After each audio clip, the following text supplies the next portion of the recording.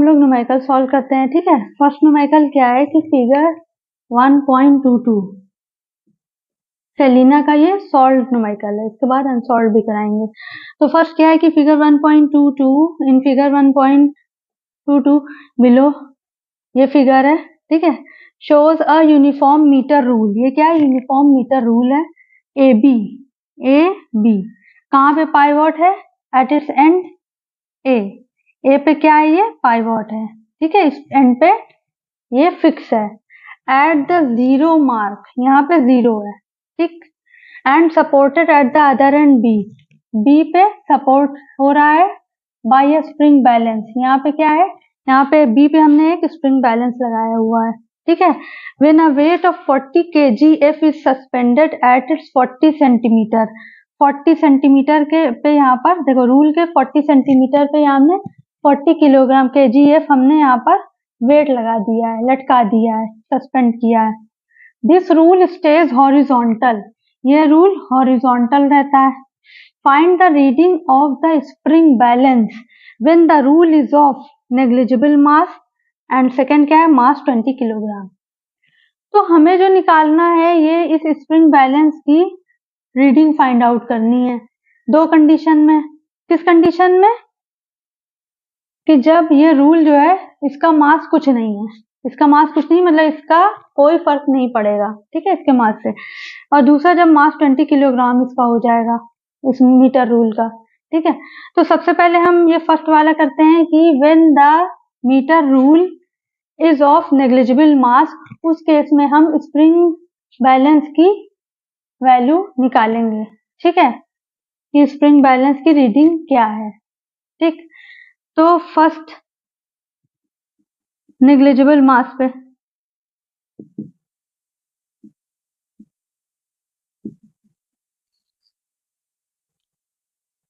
इस केस में देखिए, यहाँ पे हमने 40 kgf लगाया है। कितने? 40 डिस्टेंस पे। ठीक है, 40 डिस्टेंस पे 40 kgf हमने लगाया है।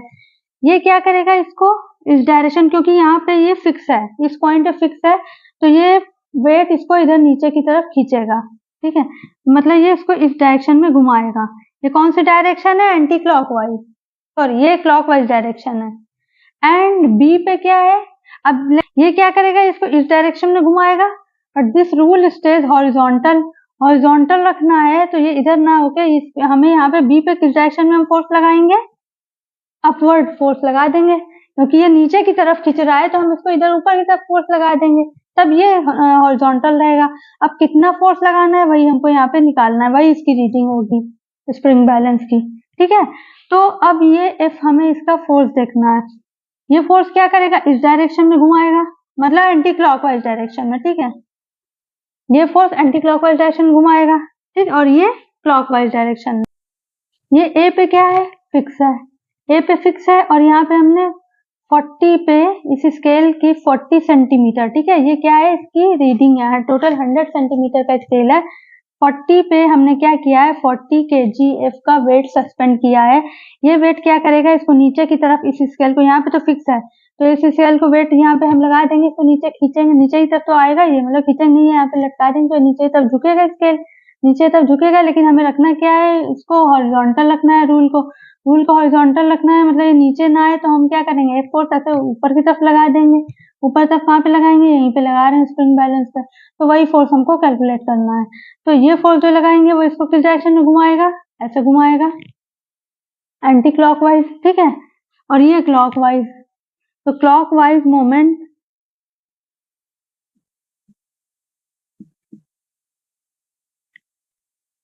एट ए पॉइंट पे क्लॉकवाइज मोमेंट कितना हो रहा है? Is equal to anti clockwise moment at A.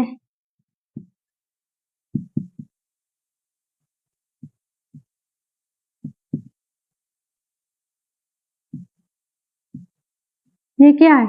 According to principle of moments, according to principle of moments. ठीक है, प्रिंसिपल मोमेंट क्या होता है? Total clockwise moment is equal to total anti clockwise moment about a fixed point. ठीक है, तो यहाँ पे देखिए, अब ये जो है क्लॉकवाइज मोमेंट कितना हो जाएगा? मोमेंट क्या होता है?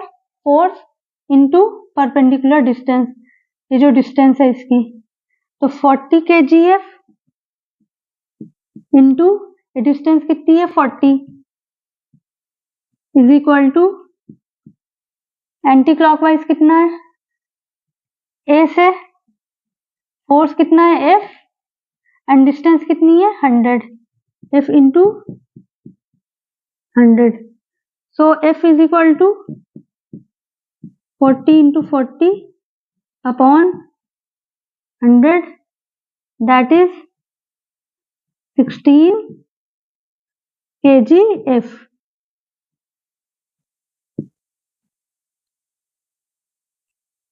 तो F is equal to 16 kgf. 16 kgf हम यहाँ पे लगा देंगे when the rule is negligible mass. ठीक है. सेकेंड कंडीशन क्या है? जब हमने मास 20 किलोग्राम अप्लाई किया,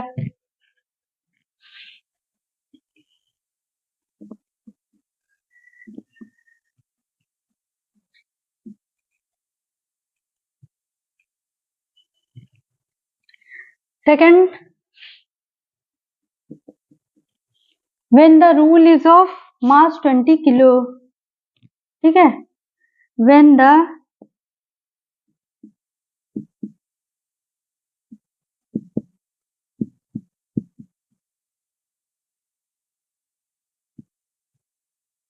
मास 20 kg है, इसका मतलब वेट कितना हो जाएगा 20 kgf. ठीक है. और क्योंकि ये क्या है, स्केल कैसा है, मीटर रूल कैसा है, यूनिफॉर्म है. यूनिफॉर्म मतलब हर पॉइंट पे इसका वेट सेम है, ये पूरा सेम है, ये नहीं कहीं पे कम है कहीं पे ज्यादा, ऐसा नहीं है. ठीक है. तो जब ये यूनिफॉर्म है उस केस में क्या होता है कि जो इसका मिड पॉइंट होगा वहां पे इसका फोर्स एक्ट करेगा. तो जब इसका मास 20 kg है यानी वेट इसका 20 kgf, कहाँ पे एक्ट करेगा, मिड पॉइंट पे. और ये भी नीचे की तरफ लग रहा है तो ये भी इसको नीचे की तरफ खींचेगा, तो ये भी एंटी क्लॉकवाइज ये भी क्लॉकवाइज रोटेट करेगा. तो अब जो है क्लॉकवाइज टोटल कितना लगेगा, एक 40 kgf की वजह से होगा और दूसरा 20 kgf के उससे होगा. और एंटी क्लॉकवाइज किसे लगेगा, F इंटू ये. ठीक है. So total clockwise moment about A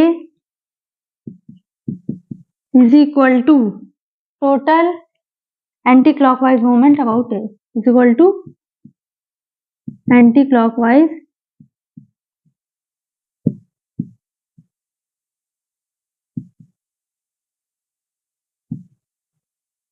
ठीक है. टोटल क्लॉकवाइज मोमेंट कितना हो जाएगा, ये मोमेंट कितना होगा about this point, about this point, fix point 40 kg into 40, तो 40 इंटू 40. दूसरा एक ये भी फोर्स, ये भी एक लग रहा है वेट. ठीक है, ये भी फोर्स है, तो 20 इंटू ये डिस्टेंस कितनी है, इस फोर्स की डिस्टेंस कितनी है यहाँ से 50. और एंटी क्लॉकवाइज क्या है, F इंटू 100 अगेन. अब इसको सॉल्व कर लेंगे. तो F is equal to 40 into 40 plus 20 into 50 upon 100, 1600 plus 1000 upon 100. This is 26 kgf. तो F कितना आ गया 26 kgf when the mass of the meter rule is 20 kg. Right? This is the answer. Next numerical. The diagram in figure 1.33. ये figure 1.33 unsolved numerical है Selina का. ठीक है, first chapter का. The diagram in figure 1.33 shows a uniform meter rule. ये जो है क्या है, यूनिफॉर्म मीटर रूल है. यूनिफॉर्म मीटर रूल मतलब इसका हर पॉइंट पे वेट जो होगा वो सेम होगा, यूनिफॉर्म है. ठीक, वेइंग 100 GF. इसका मतलब क्या, 100 GF कहाँ पे लगेगा, इसके सेंटर पे लगेगा, यहाँ पे पाइवोटेड एट सेंटर O। ठीक, यहाँ पे क्या है, ये फिक्स है, पाइवोट है, तो यहाँ पे इसका 100 GF एक्ट करेगा। Two weights 150 GF and 250 GF hang from the points A and B। अब एक वेट 150 GF हमने यहाँ पर हम हैंग किया हुआ है A पे, और दूसरा 250 GF हमने वेट हैंग किया है B पे। ठीक है, अब हमें करना क्या है, पॉइंट, अच्छा OA डिस्टेंस कितनी है, O, ये पॉइंट O है, ये A, तो OA कितना है, 40 सेंटीमीटर है, OB कितना है, 20 सेंटीमीटर। कैलकुलेट, पहला point, the total anti clockwise moment about O। O के about total anti clockwise moment calculate करना है। सेकंड है total clockwise moment, total clockwise moment about O। तो सबसे पहले क्या करना है हमको, फर्स्ट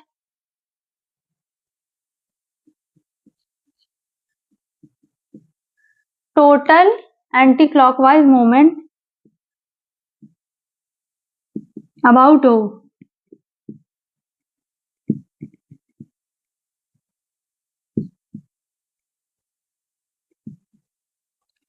O के about total anti clockwise moment, देखिए ये क्या है, 20 सेंटीमीटर पे ये वेट हमने 250 सस्पेंड किया है, और ये इतनी ज्यादा डिस्टेंस पे, इसके डबल डिस्टेंस है 150, ये वेट भी ज्यादा है और ये डिस्टेंस भी कम है, तो यहाँ पे जो हमने ये वेट किया, ये क्या करेगा, इसको नीचे की तरफ पुल करेगा।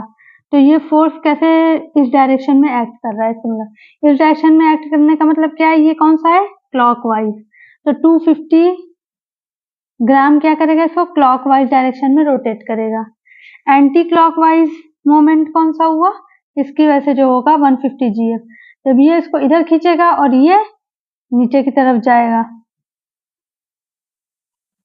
ठीक है, ये इस डायरेक्शन में जाएगा, तो टोटल एंटी क्लॉकवाइज मोमेंट कितना हो जाएगा, इस पॉइंट के अबाउट 150 इंटू ये फोर्स इंटू perpendicular distance।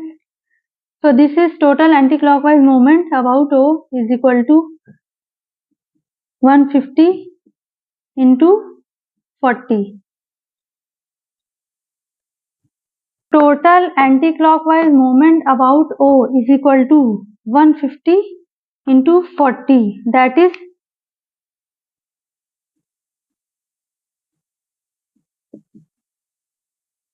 ठीक है 6000 GF सेंटीमीटर, जो यूनिट थी वो एज इट इज लिख दी। नेक्स्ट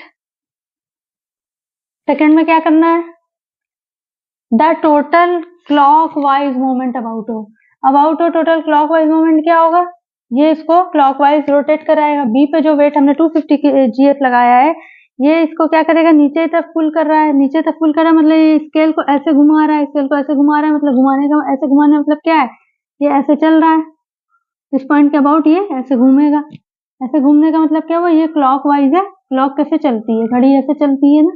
ठीक है, तो 250 इंटू ये डिस्टेंस ओबी कितनी डिस्टेंस है, 20 सेंटीमीटर है, तो 250 यहाँ पे लिखेंगे हम total clockwise moment about O, ये कितना हो जाएगा, 250 into 20, that is 5000 GF centimetre. ठीक है, ये हो गया total anti clockwise moment and ये हो गया टोटल क्लॉकवाइज मोमेंट। थर्ड काम हमें क्या करना है, इन दोनों का डिफरेंस लेना है, the difference of clockwise and anti clockwise moment. तो एंटी क्लॉकवाइज मोमेंट कितना है, 6000, ठीक, जो ऐसे घुमा रहा है, एंड क्लॉकवाइज मोमेंट क्या है, 5000, जो ऐसे घुमा रहा है, तो दोनों का डिफरेंस कितना हो गया, 6000 माइनस 5000। थर्ड में हम लिखेंगे difference of clockwise and anti clockwise moment.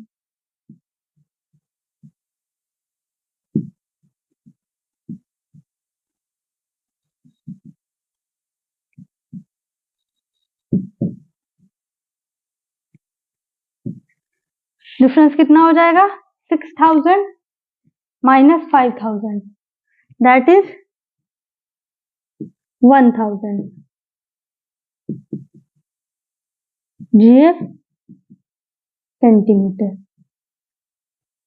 अब ज्यादा कौन सा है, एंटी क्लॉकवाइज, और कम कौन सा है, clockwise.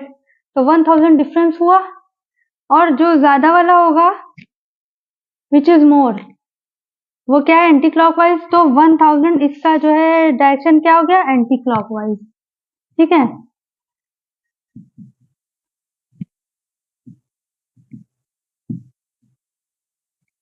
Next fourth, the distance from O where 100 GF weight should be placed to balance the meter rule। अब इस रूल को बैलेंस करने के लिए देखिए, एंटी क्लॉकवाइज क्या है, ज्यादा है मोमेंट, क्लॉकवाइज कम है। तो हम क्या करेंगे, क्लॉकवाइज कम है, यहाँ पर कहीं पर हमने सपोज किसी डिस्टेंस x पे हमने यहाँ पे सस्पेंड करेंगे 1000। ठीक है, सपोज x डिस्टेंस है, ठीक है, डिस्टेंस इज x। अब वहां पे यहाँ पे हम लिख रहे हैं, तो वो डिस्टेंस हमें फाइंड आउट करनी, distance from O where 100 GF weight should be placed. तो अब इतना कितना हो जाएगा, ये दोनों एंटी क्लॉकवाइज मूवमेंट होगा, ये दोनों क्लॉकवाइज होगा, और ये anti clockwise. According to principle of moments, according to principle of moment,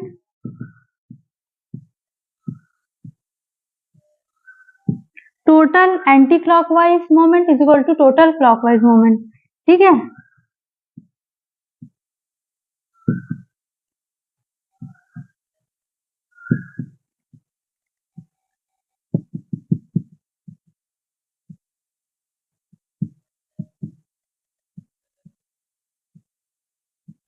total anti clockwise moment कितना है, 150 इंटू 40 इज इक्वल टू इधर कितना है, 250 इंटू 20 प्लस ये ऐड हो जाएगा इसमें 100 इंटू एक्स। अब इसको हमने कर लिया 6000 is equal to 5000 plus 100 into x. तो इसको इधर ले आए, ये कितना हो गया, 1000 is equal to 100 x. So x is equal to 1000 upon 100, that is 10 centimetre. इसका मतलब x आपका कितना हो गया, 10 सेंटीमीटर। 10 सेंटीमीटर का मतलब क्या है, ये 20 सेंटीमीटर है, तो 10 सेंटीमीटर इसके हाफ पे होगा, ये हो जाएगा 10 सेंटीमीटर। यहाँ पे हम 100 GF प्लेस करेंगे। ठीक है, फाइनल ये इसका फिगर बन जाएगा। ये हो गया आपका आंसर, चारों आंसर ये आ गए। ये न्यूमेरिकल्स तरह से सॉल्व कर लिया। ठीक है, बाकी और भी न्यूमेरिकल्स नेक्स्ट आप देखेंगे। ये क्लियर हो गया ना, ओके।